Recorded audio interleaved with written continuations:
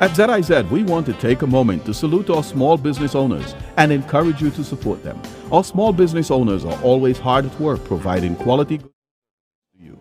They also provide employment for many and can be counted on to give back to our communities. Today and every day, we salute our small business owners and we say thank you for the opportunity to provide advertising services to you. If you're a small business, call us at 465-2621 to join our family of small business advertisers. Call us 465-2621. You'll be glad you did. Catch Real Talk with real people on Frank and Candid with you, the people of St. Kitts and Nevis. Monday through Friday from 11 a.m. It's Frank and Candid on ZIZ Radio.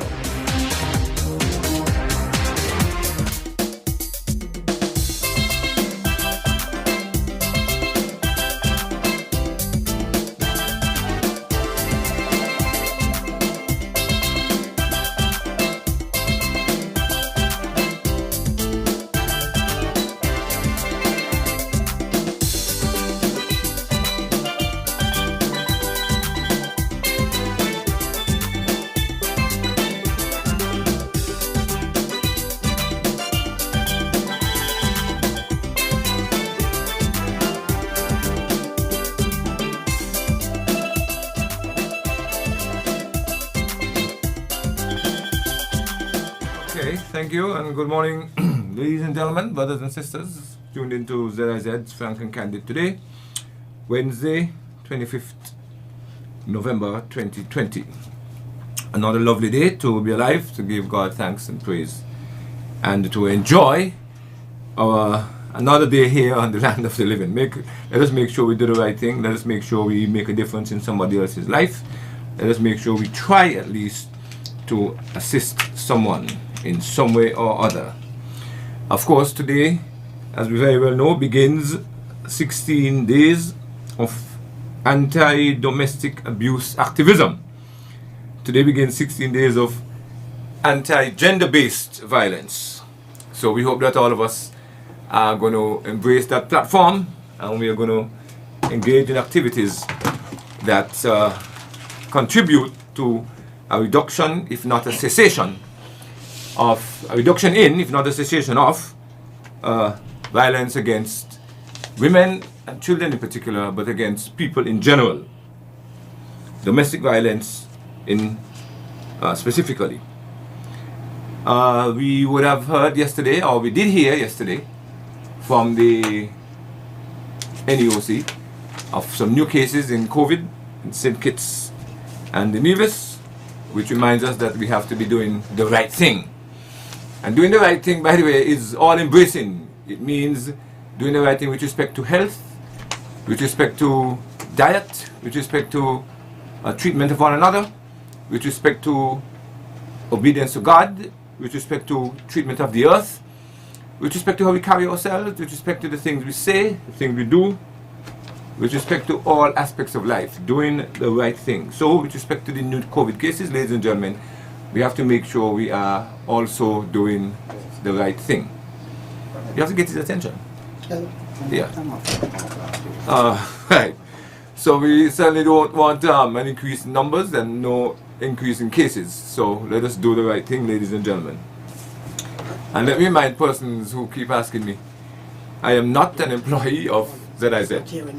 I am not an employee of ZIZ. Please be aware of that. I am simply responding to a request to host this program for the time being. Okay, I do not get any salaries, any stipend, anything at all for performing this role. Please bear that in mind, because a number of persons are meeting me and making certain comments. But let me make that abundantly clear. Welcome to all those of you who are regular listeners. We know you look forward to learning, sharing from the proceeds of this talk show, so to speak. And today I have with me two guests, two gentlemen. One was here just the other day, the other is here for the first time, at least on my program, and I'm going to ask them to introduce themselves. But Pastor Paul was here just last week, and I have a new guest who's going to tell you who he is and they're going to tell us what they want to share with us today. And we invite you, please, to be a part of the discussion by calling us at 465-2555 and respond to what you hear. Make fair comment on what you hear. Ask questions with respect to what you hear, and share with us your views, particularly premised on what you hear. But this is a discussion in which you can raise any issue frankly and candidly. And of course, you know how we proceed. We do not tolerate certain kinds of interventions, but we invite you nonetheless to be a part of it in a constructive, wholesome way. Thank you. Over to you. Thank you very much, Mr. Blake. I'm Christos Wallace. I'm founder and president of Dare to Be Different International, the Victory Center, which is a registered youth church, and Kevika Enterprises, my t-shirt printing business. And I am a non-governmental partner with the Department of Gender Affairs. I was invited by Brother Dion Brown, and so I'm just here to shed some light. Yeah, you want to go to those again, please? A little bit quickly. Okay. You're president of Dare to Be Different International. Dare to Be Different International. The Victory Center. The Victory Center, because the audience is going to want to know more about that. All right, and I'm sure it is something which members of the public can benefit from. Of course. So if you can do it a bit more slowly. But we have a caller already. Let's see what this person has to say before you finish your introduction. Hello, caller. Hello, good morning, Teacher Blake. How are you today? I'm fine, thanks. Yes, what I'm trying to find out. Our early breakfast supposed to serve at a hospital. How early what? Because, I know I used to work there in the 80s, and when I worked there, about 30 minutes to 8, you got to push down that food cart, and the person start to get a breakfast before 9. But now a patient getting a breakfast all at 10 o'clock and all them there after 10. That is not nice at all. And calm porridge is very funny. If you ain't eat it hot, you're not going to enjoy it. And when you get a cold, that's going to taste yucky.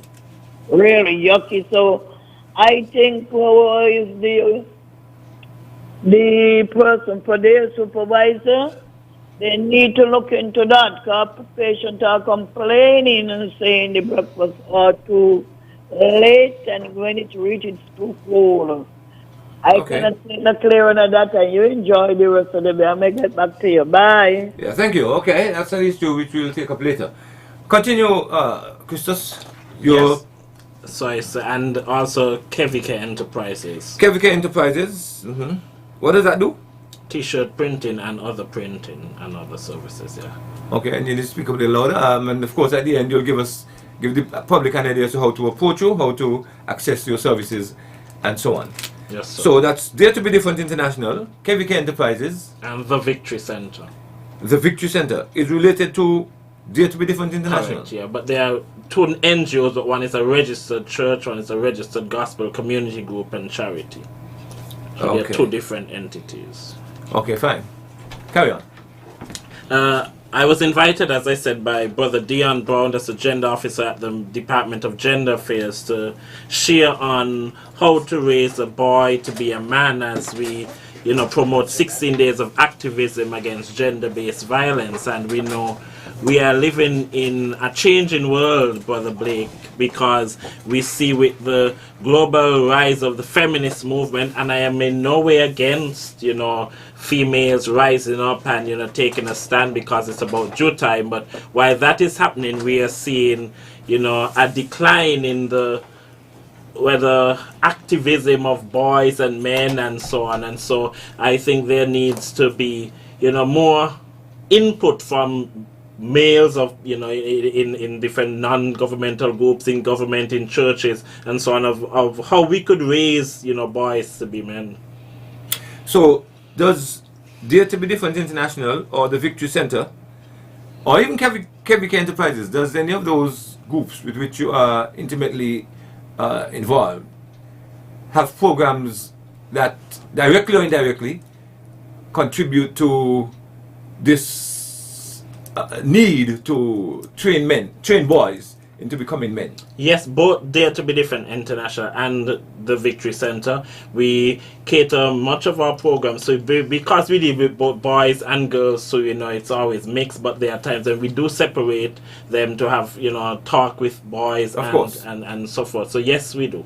Now the truth is, and spiritual leaders would confess that churches and gospel organizations are majority of the time now dominated by girls and women. By females. Exact females. Because there's a thinking now that church is girly thing, church is something girly, and then the football and basketball, and so that's the thing for the boys, and so it is lacking there. But I think the church needs to get a bit more creative and up to date. You don't change the method of delivery, but you don't change the message of delivery, but you change the method. And I believe if that happens, then you'd find more boys and men start getting interested in the things of God. And because I believe, while this is not a church program, I believe that a proper godly foundation will help us to raise better boys and men. Yeah, I support that 100%. Now, you speak of churches and things religious being dominated by females because it is seen as a girly thing. I wonder if education is also seen as a girly thing, because that profession too is dominated by women, not just parents and kids. We have a time we've had some schools populated by all female teachers, no males. And in the secondary schools as well, the male teachers are outnumbered by females, sometimes by large percentages. This question of things being a girly thing, being seen and construed as a girly thing, has serious implications and repercussions for boys.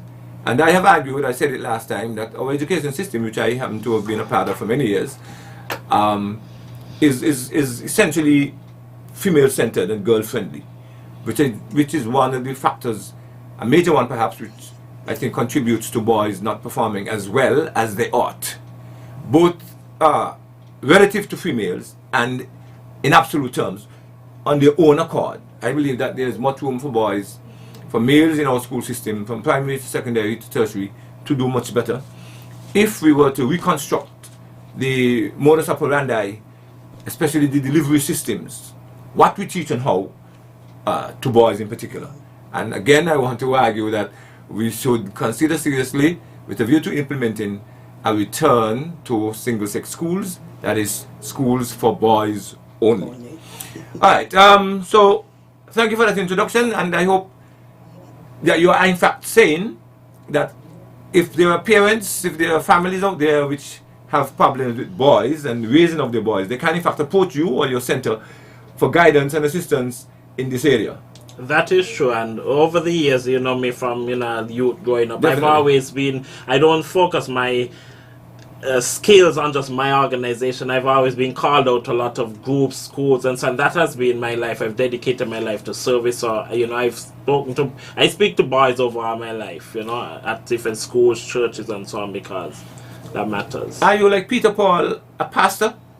I am. Okay, good. So it is not incorrect to describe you or refer to you as Pastor Wallace. Yes, but I just prefer, especially Brother Christos, especially because I deal with a lot with children and youth and so on. They tend to relate better when they could talk and dialogue with somebody. So I just like to recall Brother Christos. Very good, because these days we find a lot of so-called religious leaders, they're not satisfied except they refer to Bishop, Doctor, Reverend Doctor, Apostle Doctor, and that causes all kinds of things. And that causes a disconnect, especially when you're dealing with children. Now, I demand respect, but the respect could stay at Brother Christos, because they get to talk to you and open up to you when they see that, and they understand you still. But I don't require all that. But I believe that your behavior, one's behavior and conduct, commands respect more so than having to demand it.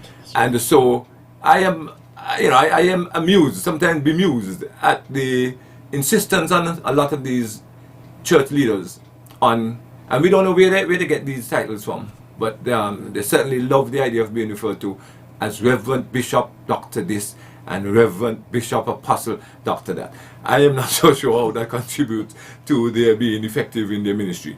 In fact, in my mind, it detracts to some extent, because it suggests to me that they are focused on things which are immaterial and which do not in any way contribute to their leadership skills and to their performing the role which they are called to and expected to as leaders of churches.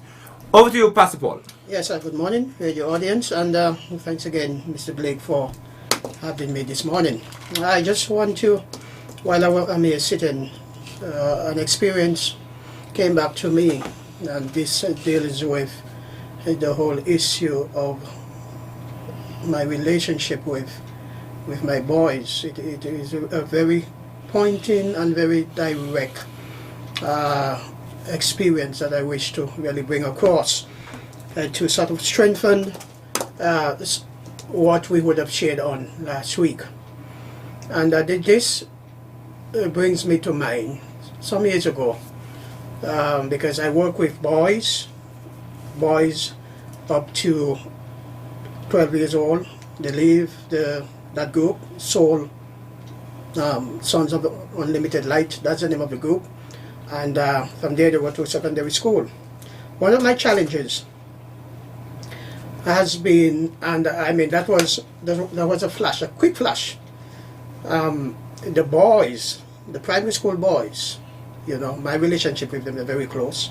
It's just like the secondary, but there's a big difference in terms of how the both ages, how they see me. The primary school boys, they see me as their father. So I have to make that connection, father, sons, father and son. The secondary school boys, they see me as their brother.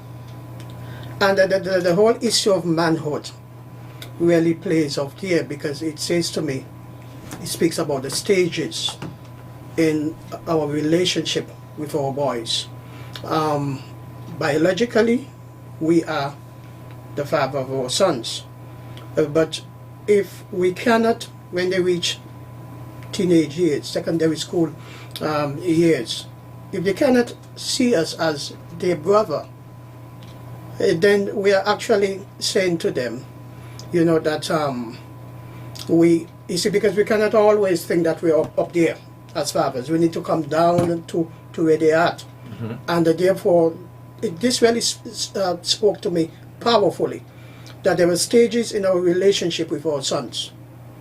Yes, the biological fatherhood part of it cannot be taken away. That's there. But if we're going to be friends, if we are going to be quote-unquote intimate with our sons, we have to open the doors for stages of relationship. I'm not a psychologist, but I think psychologically it affected me seriously, because there was I trying to relate to them on the same stage. But I then realized that I had to deal with both ages differently. The primary school boys, they see me as their father. The secondary school boys, they see me as their brother. And this is an eye-opener. This was an eye-opener to me. And this is how I relate to them, even to this present moment. Now, there's been a question that has been baffling behavioral psychologists, those who specialize in behaviors that are supposed to characterize children versus adults. And one of the things we ask ourselves is, where do we lose our children in general, or boys in particular? Because at the primary school level, they are malleable, they are almost docile, they respond to you in a particular way, they seem so intimately attached to you. Yes. And then at a particular stage, we lose them, in some cases completely. And so at a certain point in their development, psychological development, we wonder, is this the same boy 4 or 5 years ago? Right. Who was a child, who was so angelic, Yes. who was so sweet, who was so innocent, who was such a joy, a bundle of joy to be around? What has happened? Where did I lose that connection? Where did he go? At what point did he err? And whose fault was it? Was it me as a parent, the family in general, the school as an institution, the church, the society at large? Where did we lose? At what point? I think that's critical, Christus and Pastor Paul. We need to be able to identify at what stage of the spectrum, That's right. at what level of development along the continuum, are we losing our children in general? Yes. And our boys in particular? Because there must be something identifiable where they move from being this lovely little boy. I mean, a pleasure to hold and to behold. Yes. So a pleasure to behold and to be held. And then they become repulsive and repugnant, and you want nothing to do with them. And we hear the parents saying, I can't go with him. As a teacher, as an educator, I've had that so many times. I can't go with him. Send him up the camp. Send him to the Harris's home and so on. New Horizons. Where do we lose them? What do you think? Let's take this caller first. Sorry. Hello, caller. Good morning, wonderful people. Great program as usual. I've been talking about this this topic, this circumstance that we have found ourselves in for quite some time, right? I'm an EMT. I work at the hospital 20 years, and I'm a shoemaker by trade for 26 years, right? I have realized that we all have dropped the ball. We have lost focus on our children, and our children are the future. We have found ourselves in a position where we have become selfish. We think about the things that we possess. Oh, we want to have this more than that person. Or we want our children to have this more than that child. And so, because of our selfishness and failing to bond and continue building as a nation, other races are coming and taking over. I've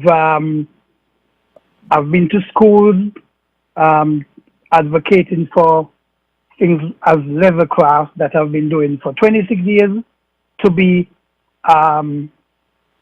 implemented into the curriculum as a part of the educational system, because so many times the children, they finish with school and they don't have anything to do.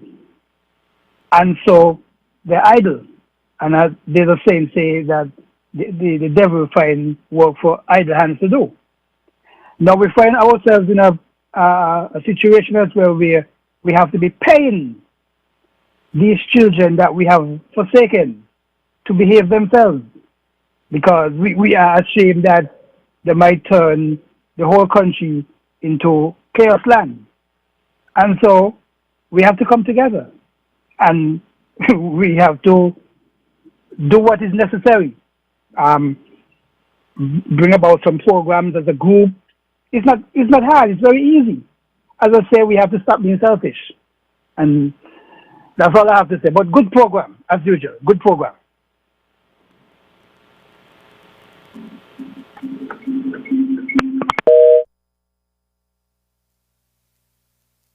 Decent behavior, but we must seek to protect all persons from unwanted sexual advances, requests for sexual favors, and crude sexual behavior.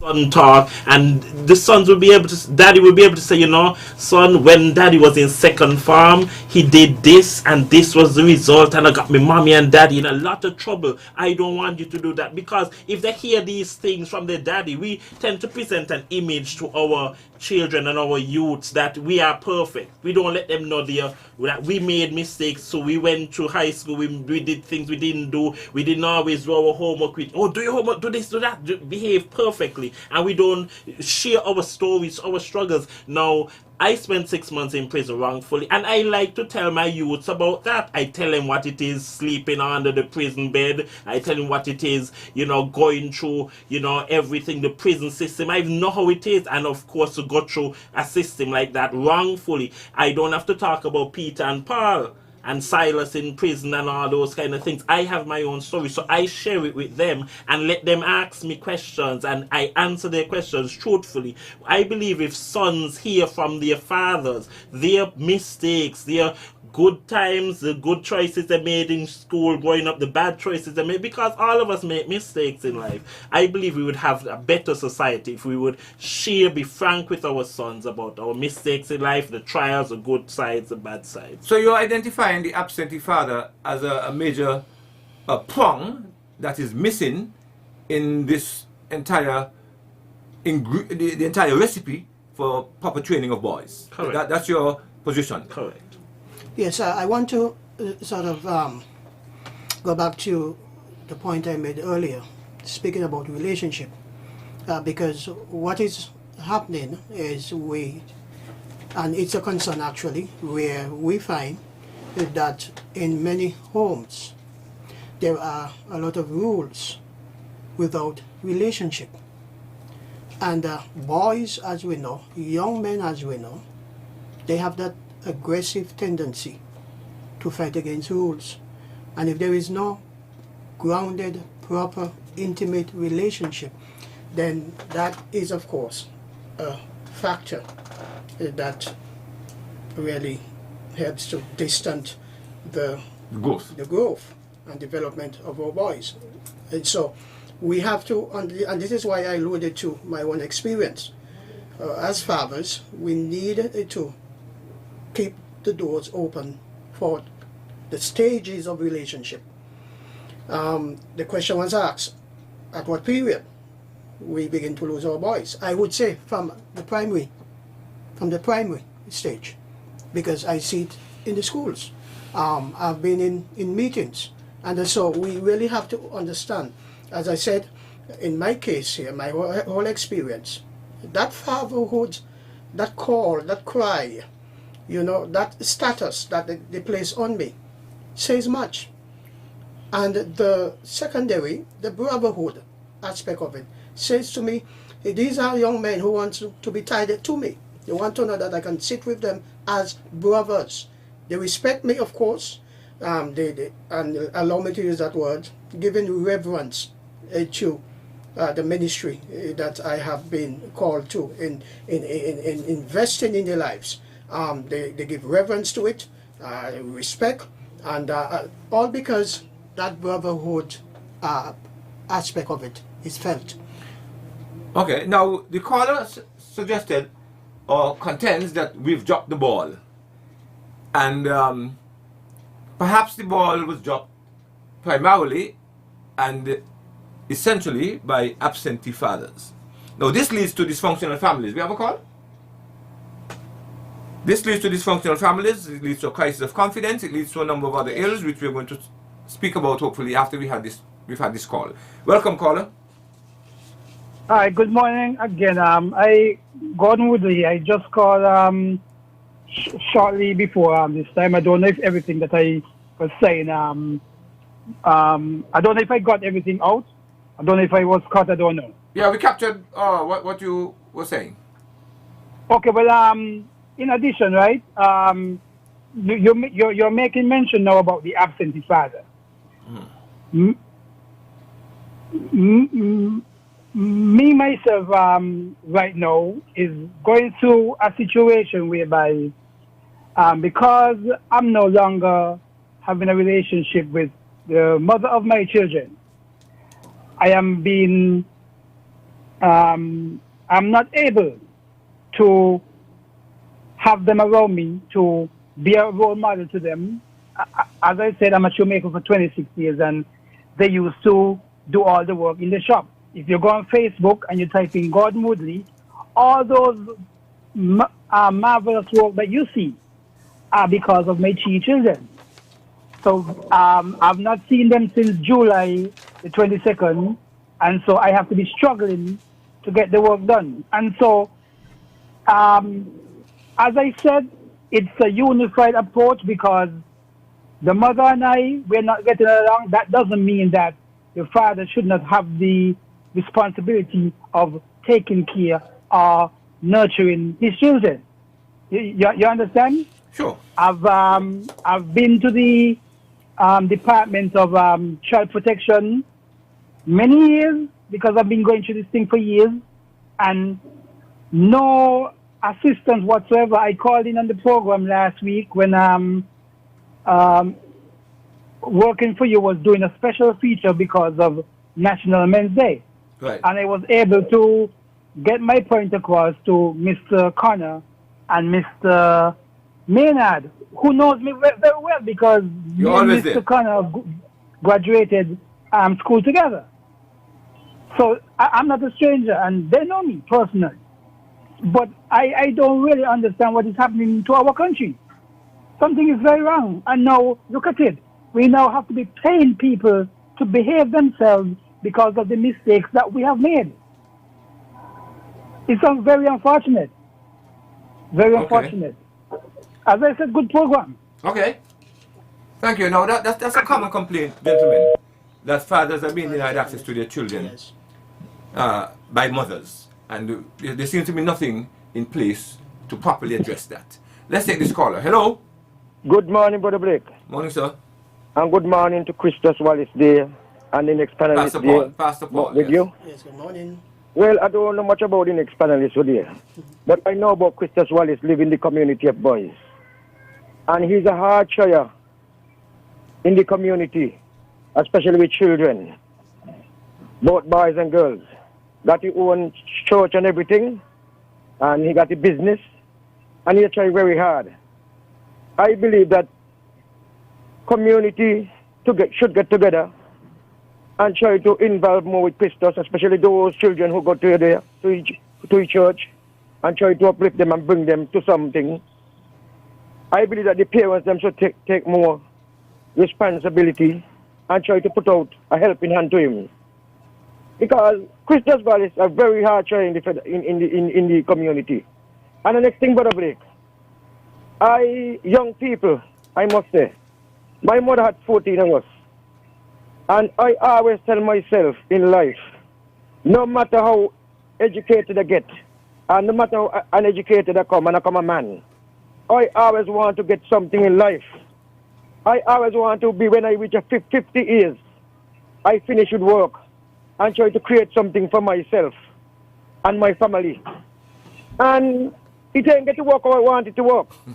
But Brother Blake, I telling you plain, that in my late 50s, I could tell you that I ain't have to depend on no government, nobody, because the kind of thinking I always think when I'm coming up young, try to work hard. Up to this morning, a lady meet me and ask, tell me, politics yours on the radio. You don't work no way now? But Brother Blake, I want to tell her, over the radio now. I don't went mountain this morning, look for me animals them. I worked last night as a little security job. Now I don't come home here right now. I hear the cut in 2 yard. But I listen to the program still because anywhere I go, I walk on the radio because I try to keep informed. And I just want to wish you all, and Brother Christus, continue to do what you're doing. You will get there. And the next gentleman who there and the program. Because when people do these things, I believe that they will get God will provide them with something positive to uplift and keep the federation in the banding way track. You all are wonderful. The God bless. Okay, thank you. Thank you very much, Brother Wender. Thank you very much. Let's take another caller. Hello. Hello. Hello. Yes, we're hearing you. Yes, the problem with the mother and father child. Because we have a system, we women have a system like, oh, And talking to the father, so you ain't supposed to talk to him. No way. They're supposed to let the child, our children interact with the father. Because, as they say, the father is the head of the home and servant him is not there. He keeping them in line will make them come a better person. But they have some very ignorant women out there, don't know where God find them from. And they have this separation, I see, and that is not you and the man business, not the children them business. Do not put a wedge between them. Kite won't be no good. And what happened, brother Blake? What happened? We used to get this thing. Do gardening.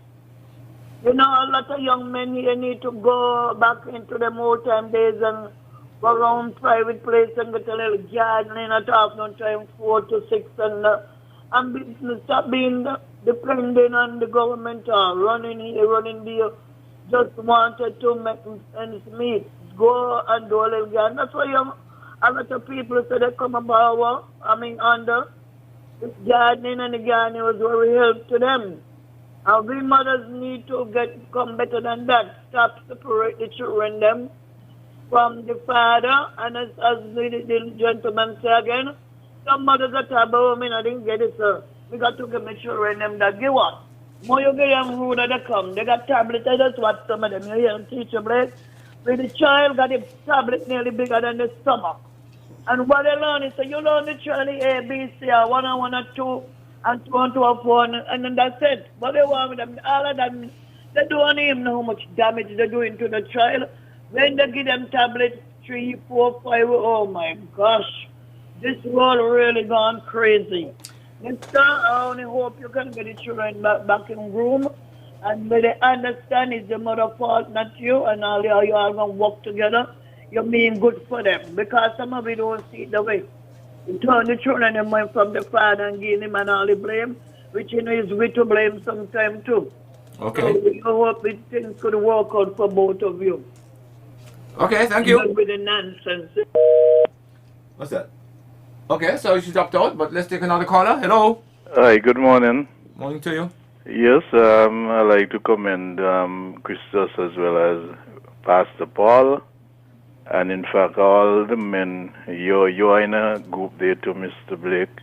Definitely. Young Dian Brown for the work being done, because there's a lot of work that needs to be done, and those who are in the trenches, we just have to encourage them, because we know that we have serious problems in terms of our boys, and in fact mentors are scarce, because many of us think that the thing is to the rich syndrome, get rich quickly anyhow, not thinking of all that is involved in the effort. And train up a child as he should grow. We go back to the Bible teaching, Sunday, the role of the Sunday school, the role of the home, etc., etc.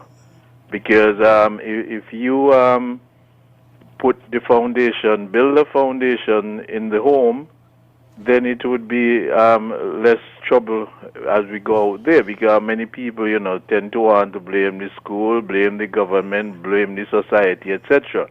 And at the same time, we try to shy away from the home. But the home is where the foundation is established. And so if we have solid foundation in our homes, it means that our society will benefit much more. And Mr. Blake, I tend to concur with you. I hear you cry over and over again that parenting should be taught, because it's not just something that happens. And we are getting more and more young. The parents are becoming younger and younger. They need parenting themselves. And the thing is, what we as a society, what are we doing about it?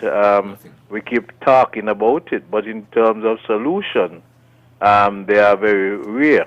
So the time has come to stop the lot of talking and act, so that we can save our young people, or else it's going to be hell to tell the priest. Good program, and you guys continue, and all of us just have to pray that others would come forward and join the the fight. Thanks. Thank you very much, Wilshire. And you're hearing it from a long-standing educator and an individual who's been involved in a number of areas which attract and command the participation of young people. And I have said before, and I say it again, one cannot teach what he does not know. That's right. So a parent cannot train up a child in the way he should go if the parent himself does not know. Indeed. But the Christus Pastor Paul, one cannot lead to where he does not go. That's right. So if parents are ignorant, the only thing they can pass on to their children is that same ignorance. Because knowledge cannot flow from ignorance and vice versa. But we keep talking about it, you're not doing anything about it. I am saying that for us to have a better society, we must begin by teaching our children in school what it means to be a parent. Let's take this caller. Hello. Good day, Mr. Blake and guest. Thank you. Good day. We've always had dysfunctional families. We have always had deviant behavior. We've always had selfishness. We've always had these social problems. Yeah, but at the levels, the magnitude that we have them now? But that's what I'm getting at. Okay. But I think the difficulty here is that we now have it on a much larger scale, right? There's been a tremendous increase in all these problems, right? And so that it now seems as if they have become overwhelming. Back in the days, at least, the old folks had a vision of making things better for their children, right? For the next generation. But now it seems that vision has been blurred a bit, and it seems all about now. You mentioned it before, making sure that your kids get better than you're comparing your lifestyle now with the neighbors, your kids with the other kids. It's all about now, right? Not thinking in terms of the next generation. And what we're describing now suggests that the next generation is going to be worse off, okay? We won't see it, we can't see it immediately, okay? Because nobody is looking at it. Everybody is looking at now, right? And so I'd like to know if your guest sees it that way, if he himself, despite all his efforts, summertime, if he feels that it's overwhelming, and how do he sees us? How does he see us solving the problem? Do we do it bit by bit, or a larger national effort is needed? Okay, thank you. Listen, I'm going to make a final comment here before I allow you to take up the rest of the time. It is clear that we have a problem with our boys generally. And as I said the other day, we cannot look at the performance and behavior of 5 or 10 boys, or 20 or 100, and say the future looks bright. Because it means the other thousands upon thousands are not doing the same thing that these 5 or 10 are engaging in. And so, in my mind, we do have a challenge. We have a caller? We're going to make this one the last one. We're going to make this caller the last caller because I want these guys to give us their a fuller dish, as it were, in terms of what they want to share with us. Let's take this caller. Hello. Good morning, Mr. Blake. Good morning, too. My name is Tango. Very well. And I am calling to thank some persons. Sure. Now, the subject is myself, Carlton, Jopant, and Waterman, assisting a young lady who are in desperate need of some assistance in a place to live in Sandy Point. And we posted it on Facebook and other media. And there are some persons who make the contribution, and there are some other persons who want to make contribution towards the little project that we are doing for her. Right. This is a young lady who is living in a very downtrodden and deplorable condition, living in a house that have no window, no door, no flooring in Sandy Point. And from the time I seen the condition, I decided, no, she shall be helped. She should be helped. And there are a number of persons who got in and offering what they can, things like monetary contribution, beds, stools, little fridge and so forth to assist this lady. Sure. So I call in to thank the people for their empathy and their sincerity to assist in this valuable project. Okay, Tango, give me a contact, how we can, people like myself, I would like to make a... Well, anybody would like to make a contribution, Yes. they can go by Topans or by St. Kitts at the Services Tango Place in the gut. Okay. And they can make the little contribution because the project is ongoing. We just started it Monday, and we have to get it ready for the lady to have a civilized Christmas and a happy Christmas. So we visit Tangos in Westbourne Street or Dupont's at the Pelican Mall. Any one of us. Very well. mean, the way I feel like if each of us help somebody, life won't be hard. And I think anybody living in them kind of condition shall be helped by the society. That is just my philosophy and my take on life. Okay. I call to thank all the persons who have come on board and make the contribution. Most of them don't want the name to call, so just let me generalize. Thanks to each and every one who has made a contribution towards this desperate situation. Okay. So, thanks again for hearing. Thank you very much, Tango, and thank you very much. Congratulations on having begun this initiative, and it speaks well of your civic responsibility. And thanks also for being one of those few fathers whom I could have depended on when I was at Sandy Point High School. Okay. Yes, thank you very much, Tango. You've been a good model. All right. That was our last call for the time being. Well, for the morning, we're going to now turn the last few minutes over to my two guests. But I just wanted to repeat, boys are suffering from a number of serious issues. And somebody suggested, I think it was Mr. Politics, that the community needs to get together. Yes. But is that going to happen? What are the realistic chances of that happening, Brother Christos, Pastor Paul, of the community getting together to assist in arriving at solutions to these issues? Boys, for example, the absentee father, is that problem going to ever be solved? No, we agree it has been around for a long time, but it's getting worse. How do we solve that, ladies and gentlemen? It is a manifestation of a dysfunctional family. How do we solve that? The boys suffer from a wounding of their spirit, so to speak. Emotional abuse. A lot of problems flow from the poor parenting. Ladies and gentlemen, poor parenting is the major factor, the largest single invariable in determining the causes of problems with our boys and our girls. How do we solve that? I have a solution. I've said it already. I've said it a million times. Let's focus on introducing a discrete subject called parenting in schools, from grade 3 right up to 5th form. Over to you, gentlemen.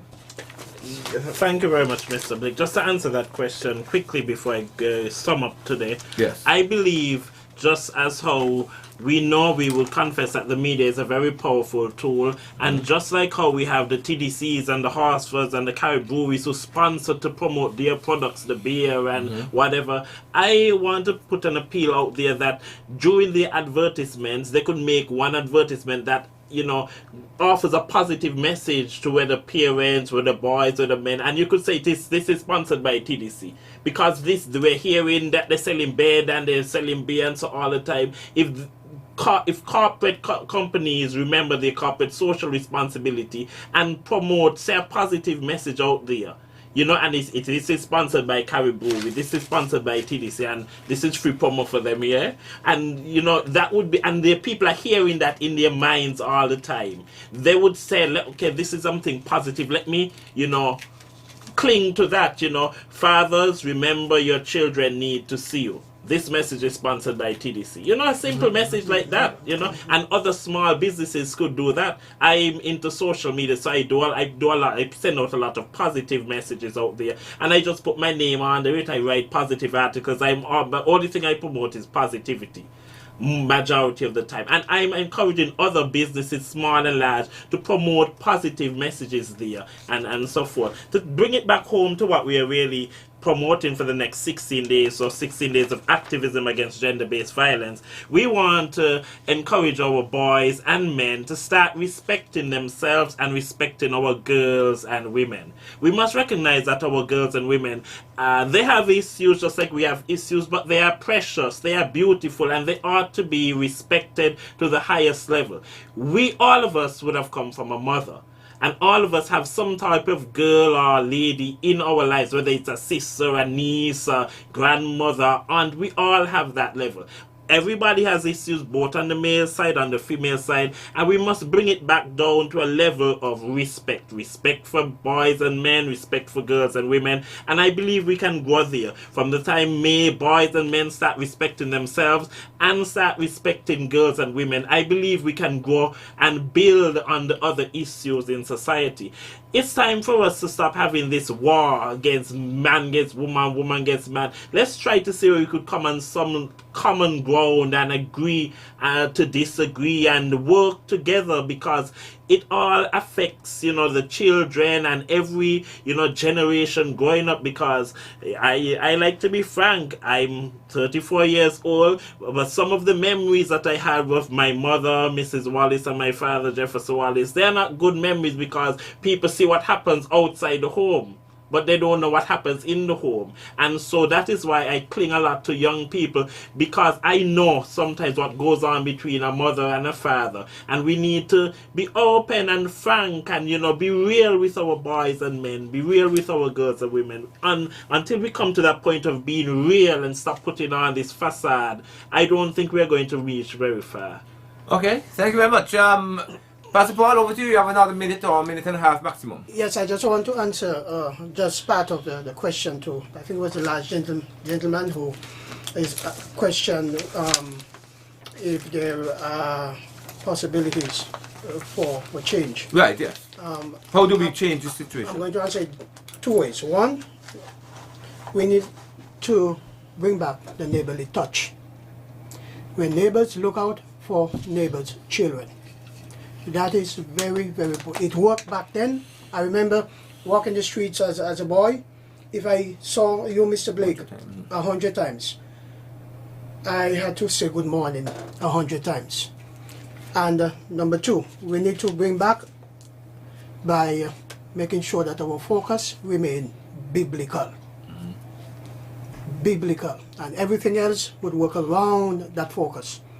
The domestic, the emotional, etc., etc. So my encouragement to families, let us really as a community get together and let's really do the job that we have been called. Right, well, we still have to decide how are we going to proceed in actually getting together. Ladies and gentlemen, that was Frank and Candid for today. Our time is up. Too quickly, as per usual. We want to wish you a very pleasant Wednesday, the rest of the day, and we look forward to continuing our discussions tomorrow. Until then, do the right thing. Shalom.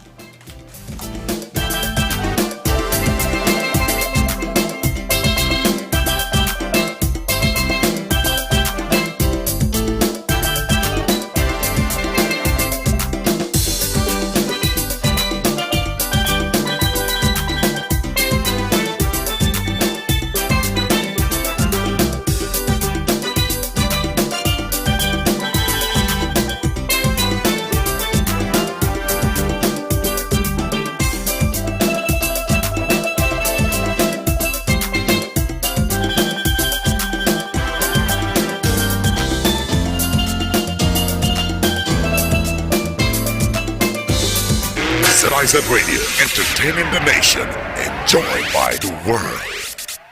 Did you sell? Did you sell? You know it's a vibe, brand new life is a promise. Steady striving for more, no more limitations. Passionate communication, reaching every heart to the generations. Innovation for the community, proud to bring unity. It's a movement with a new source of energy. Yeah. a freak that feels like it's the best of the world to take you higher. We're better together. At Nature's Discount, the herbal store on 4th Street, we provide herbal supplements for all your needs. Blood sugar, blood pressure, prostate, liver, heart, kidney, and more. Oils, pure herbal teas, wholesome vitamins, healthy foods, alkaline water, bodybuilding supplements, weight loss and sexual health supplements, even hair and body care products. We support the natural health of the whole family. Get healthy now.